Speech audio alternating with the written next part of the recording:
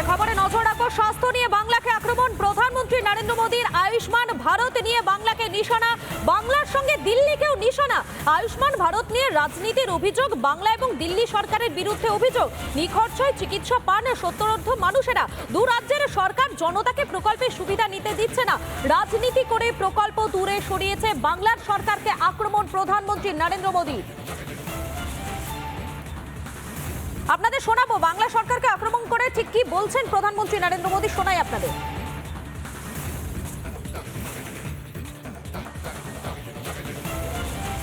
70 साल के ऊपर के जितने बुजुर्ग हैं और पश्चिम बंगाल के 70 साल के ऊपर के जितने बुजुर्ग हैं, उनसे क्षमा मांगता हूं कि मैं आपकी सेवा नहीं कर पाऊंगा।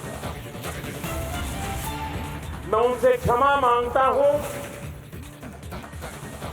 कि मुझे पता तो चलेगा आपको कष्ट है, मुझे जानकारी तो मिलेगी, लेकिन मैं आपको सहाय नहीं कर पाऊंगा। और कारण, दिल्ली में जो सरकार है और पश्चिम बंगाल में जो सरकार है,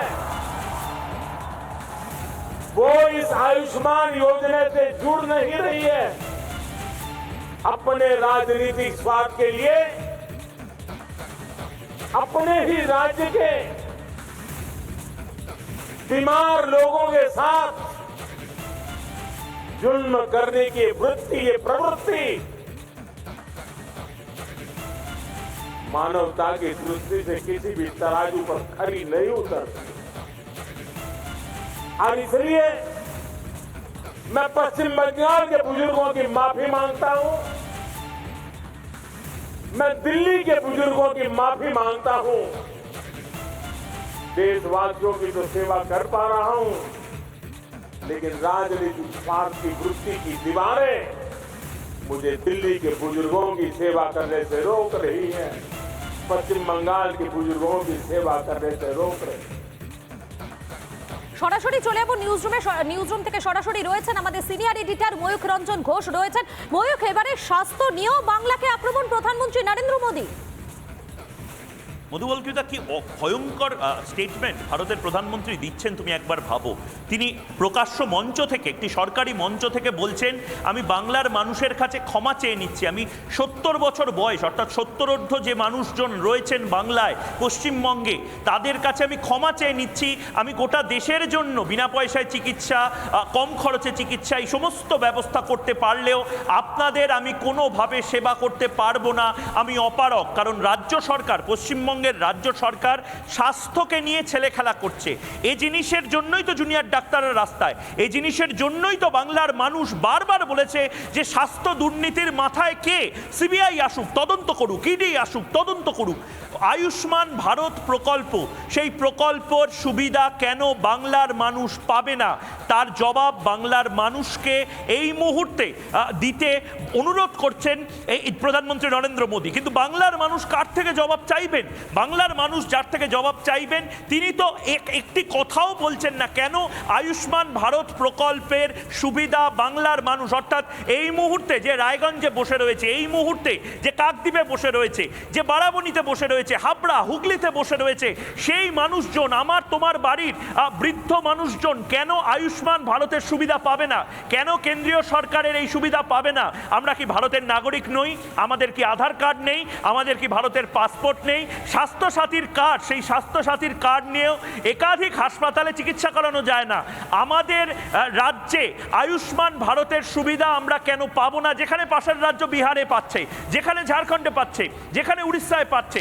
এবং সবচেয়ে বড় যে বক্তব্য, যেটা বারবার যে বিতর্ক উঠে এসেছে, পশ্চিমবঙ্গের মানুষ হঠাৎ করে উত্তরপ্রদেশে গিয়ে যদি অসুস্থ হয়ে পড়ে, উত্তরপ্রদেশের কোনো হাসপাতালে এখন অবধি, বা মধ্যপ্রদেশে বা তামিলনাড়ুতে স্বাস্থ্যসাথীর কার্ড নিয়ে চিকিৎসা করানোর ক্ষেত্রে স্মুথলেস ব্যবস্থা কি পাবে, যেখানে গোটা ভারতবর্ষের যে কোনো হাসপাতালে আয়ুষ্মান ভারতের কার্ড নিয়ে গেলে, তা সে আন্দামান হোক, তা সে কাশ্মীর হোক, কন্যাকুমারী হোক, বা মধ্যপ্রদেশের কোনো প্রত্যন্ত গ্রামের কোনো হাসপাতাল হোক, সেখানে আয়ুষ্মান ভারতের কার্ড নিয়ে গেলে সেই চিকিৎসাটা পাওয়া যায়। এ তো সবচেয়ে বড় বিতর্ক এই মুহূর্তে হওয়া উচিত, এবং সে কারণেই আজ অনির্বাণের অগ্নিবাণে আমি থাকছি।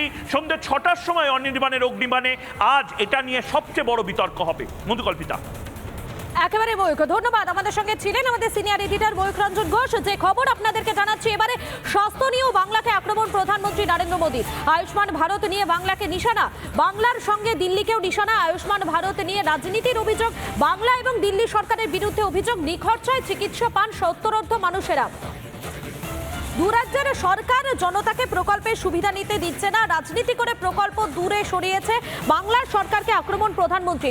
সরাসরি কল্যাণীতে চলে যাবো। কল্যাণী এইমসের সামনে থেকে রয়েছেন আমাদের প্রতিনিধি পলাশ রয়েছেন। পলাশ, সেখানে যারা সাধারণ মানুষরা আসছেন, যারা চিকিৎসার জন্য পরিষেবা নেওয়ার জন্য আসছেন, তারা কি বলছেন? দেখো কল্পিতা, তোমাকে আজকে জানাই, দেশের যশস্বী প্রধানমন্ত্রী নরেন্দ্র দামোদর মোদী আজকে তিনটে প্রকল্পের কিন্তু উদ্বোধন করেছেন কল্যাণী এইমস হসপিটালে। আর যার ফলে এ রাজ্য তো বটেই, ভিন রাজ্যের মানুষেরাও এই কল্যাণী এইমস হসপিটাল থেকে পরিষেবা পাচ্ছে। সর্বত্র সব থেকে যেটা বড় ইস্যু, একটু আগে আমাদের সিনিয়র এডিটর ময়ূখ রঞ্জন যেটা বলছিলেন, যে প্রধানমন্ত্রীর আয়ুষ্মান ভারতের কার্ড, সেই কার্ড নিয়েও কিন্তু কল্যাণী এইমসে সুবিধা পাওয়া যাচ্ছে, যদি সেই কার্ডটা ভিন রাজ্যের হয়। অথচ এ রাজ্যে মমতা সরকার কি করেছে, সাধারণ মানুষদের কথা ভেবে দেশের প্রধানমন্ত্রী যে এইমসের যে কার্ডের ব্যবস্থা করেছে সেখান থেকে বঞ্চিত। আমি একবারে সরাসরি বিধায়ক, স্থানীয় বিধায়ক অম্বিকা রায়, তাকে আমি একবার জানবো, আপনাদের এই দিল্লি এবং কলকাতা, পশ্চিমবাংলায় এ যে কার্ড সেটা ইস্যু হচ্ছে না, আপনারা কি বলবেন এটা? আমরা ধিক্কার জানাচ্ছি, এটা ভেরি হাইলি কন্ডেমেবল। কারণ আমাদের মুখ্যমন্ত্রী যার দায়িত্ব সমস্ত লোককে স্বাস্থ্য পরিষেবা দেওয়া, এখানে ওয়ার্ল্ড ক্লাস স্ট্যান্ডার্ডের যে পরিষেবার ফেসিলিটিস আছে এইমসে, এই ফেসিলিটিসগুলো পশ্চিমবঙ্গের মানুষরা পাচ্ছে না। কারণ এই পশ্চিমবঙ্গে এই যে আয়ুষ্মান ভারতের যে যোজনা, আয়ুষ্মান ভারতের কার্ডটা এটা অ্যাপ্লিকেবল করেনি। আর তার যে সরাসরি যে সমস্যা, সেই সমস্যা কিন্তু এখানকার পশ্চিমবঙ্গের মানুষরাই কিন্তু অ্যাকচুয়ালি পাচ্ছে না। ওই জায়গাটা অন্যান্য রাজ্যের থেকে সে নিয়ে যাচ্ছে।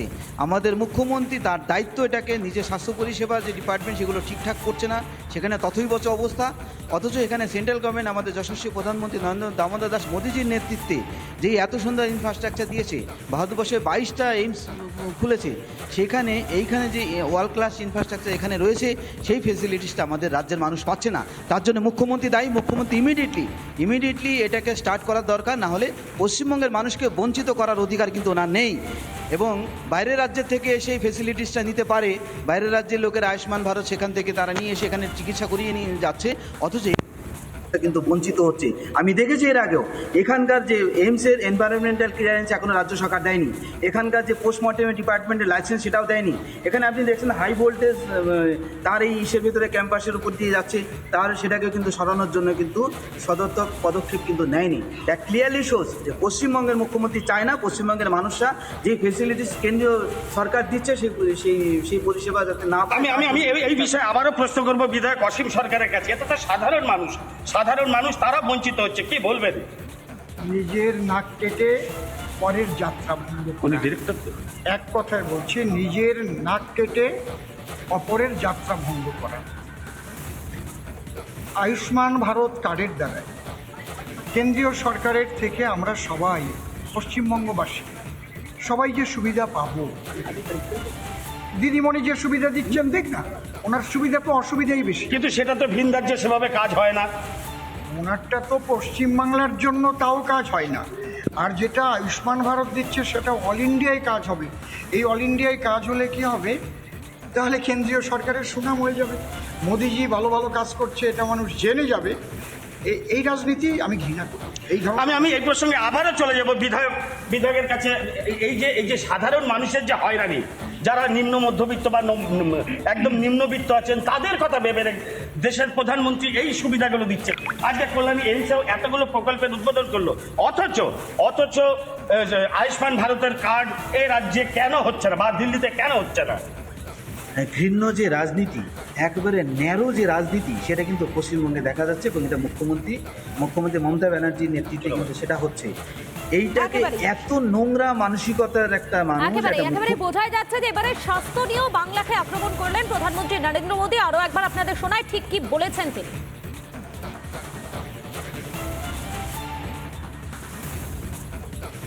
मैं दिल्ली के 70 साल के ऊपर के जितने बुजुर्ग हैं और पश्चिम बंगाल के 70 साल के ऊपर के जितने बुजुर्ग हैं उनसे क्षमा मांगता हूं कि मैं आपकी सेवा नहीं कर पाऊंगा।